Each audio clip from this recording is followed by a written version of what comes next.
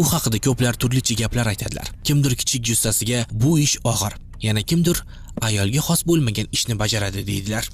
Ko'chadagilar nima desa to'g'risi, men shu ishim uchun faxrlanaman. Shu g'ish qo'yishda o'zim shu kasbim shu, yaxshi ko'raman shuni.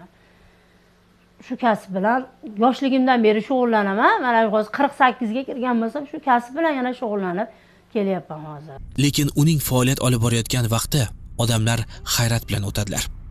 Ayol kishiga nima ekan g'ish qo'yib, erkaklar o'shanchalik g'ish qo'ya olmaydi ayol kishiga. Buni nimasiga yetmayapti. Bizim mahalladagilar ko'p aytadi. Bitta bolani chiqarib yuborgan bo'lsang, bir qo'qar tutaring bo'lmasa, bizga o'sha bir 4 ta 5 ta bolang bo'lmasa, nimaga yetmayapti? Pulnoskan totib ol, kech payt ham g'ish qo'y deyshadi. Men aytamanki, men 10 ta bolam bo'lsa ham, bitta bolam bo'lsa ham hayot uchun o'zimga naqa qilishim kerak deyman, tamam? O'sha narsa kasb o'zim menga yoqadi shu kasbim deyman-da. Habibaxon opa Mansurova bu faoliyatni otasidan o'rgangan. Vaqt o'tib u otasining yo'lidan borishga qaror qildi. Ammo bu oson yo'l emas edi. Ayniqsa ayol kishi sifatida g'ish qo'yish mashaqqatlarini talab qilardi. Shunga qaramasdan opa bu ishga bor vujudi bilan kirishdi. Boshida uy quryatib, guvalay qo'yib, ashuna orqasidan ishlab bo'lib, keyin g'ish qo'yadigan bo'lib ketganmiz. Endi tezga yordam berganmiz. Qiz. Oilada qiz yo'q, o'g'il yo'qmidi? Bor, bir dona uyda kichkina edi-da. 4 ta qiz, bitta o'g'il biz oilada. Hammamiz o'sha o'spirin birma-ketan qizlar edik. Uylarimizni quryatib, dadam rahmali guvalayda unaqa qilib yumalatib berib turardi. Biz olib borib yerga qo'yib turardik. Ashuna orqasidan ishlab bo'lib, biz g'ish qo'yadigan bo'lib ketganmizga. Biz toza tuproq axtaramiz deydi opa. Loy qorimasdan g'ish qo'yib bo'lmaydi. Har bir gapimiz, har bir ishimiz asosli bo'lishi shart. Ana shundagina mustahkam devor, ya'ni ishonch va natija paydo bo'ladi. Bu qiyosni ortida katta hayotiy tajriba yotibdi.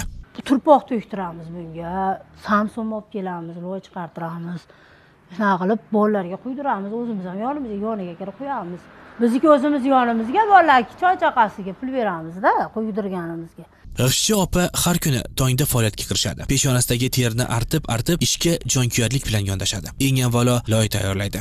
Uni suv bilan aralashtirib, yaxshilab ezib, yengil va pishiq holatga keltiradi. Keyin tayyor bo'lgan loyni maxsus qolipga soladi. Har bir g'isht shaklini aniq va barqaror chiqishi uchun diqqat bilan bosadi. Bir kunda 1250 ta. Siz o'zingiz? Men o'zim. Mana hozir 650 ta tashladim. Endi uyga borib damda olib, bitdan keyin 500 ta tashlab qo'ysam, ketdim. Ammo bu ish ortida bir dard, bir sabab, bir ovunch yotadi. Opa bu ish bilan shug'ullanishning sababi bor. Bundan 3 yil avval u jigar kasalligiga chalindi. Oshkora va og'riqli davr boshlandi. Odamlardan uzoqlashdi, quvonchdan uzildi. Uyda yakka yolg'iz yashaydigan bu ayol uchun kasallikni unutish qiyin edi. Har bir sukutli tun, har bir yolg'iz kun uni o'yga toldirardi, qalbini ezib qo'yardi. Qilmasam uyda o'sha narsa o'yib ketaveradi-da, shu kasal esimga cho'ra. O'shuning uchun kelib jicha qo'yib chalg'iyman, hali narsa bilan, bu ish bilan o'g'onaman, u kasalim esimdan chiqib qoladi.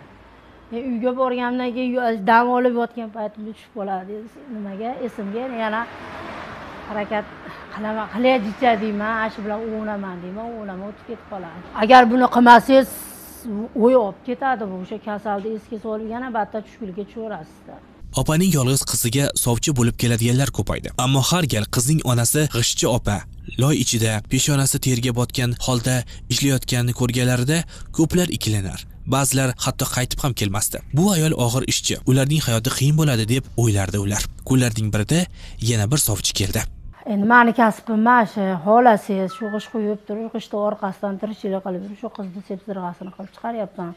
Ko'nglingizga yo'qsa, ertaga turmushga berganimdan keyin betiga solmaysiz. Uy mashina kasb bilan chiqargan ekan deb aytmaysiz. Aytsangiz, nima qilib qo'raman, yo'qotib qo'raman deganimda hammasini o'rtaga solib turib aytganmiz. Kuyovga ma'qul kelgan. G'ish qo'yish uyat emas. Men g'isht qo'yaman, qo'llarim loyda, yelkam og'riqda, yuragimda esa tinchlik bor. Chunki men halol mehnat qilyapman deydi opa. Halol ish, ha? Hech buni uyat joyi boshqa yo'q. Misol, mana kelib ham o'sha mehnatingizni nimasiga, ishingizga shu uyda egasi pulni beradi, rozi bo'lib. Shu 100 ming topsangiz ham halol toping. Yuzda baraka bo'ladi. Qishloq ufqida quyosh tabora baland ko'tarilar. Quyosh isitishni boshlagan paytlar g'ishtlar qurish uchun eng munosib davr. Opa buni yaxshi bilardi. G'ishtchi opa bir dam to'xtab, tin oladi. Choy ichib o'tgan kunlarni esga oladi. Aytadiki, bu ishlar bilan uy quribdi, to'y qilibdi, ro'zg'orning kamchiliklari mana shu ortidan to'layapti. Uylar qurildi, to'y-to'yqon qilsak qizlarimizga, axir bolalarimizga sepsirg'alari bo'ldi. Bu g'ishdan hech kim yomonlik topmagan. Necha endi og'ir mehnati bor. Mehnat qilsangiz ishingiz bitadi. Ashqu uylar ham shuni g'isht orqasidan quriladi. Misol qilmasangiz qataq quriladi. Nechta farzandingiz bor? Bitta qizim bor, Xudoga shukr, chiqarganman. 3 ta nevaram bor. Tinib tinchib o'tiribdi uyida. Bu ayol shunchaki g'ishtchi emas. Bu ayol sabrning, matonatning, halol hayotning tirik timsolidir. Ahror Ziyodov, Safar Ismoilov, Ruxsor News uchun maxsus.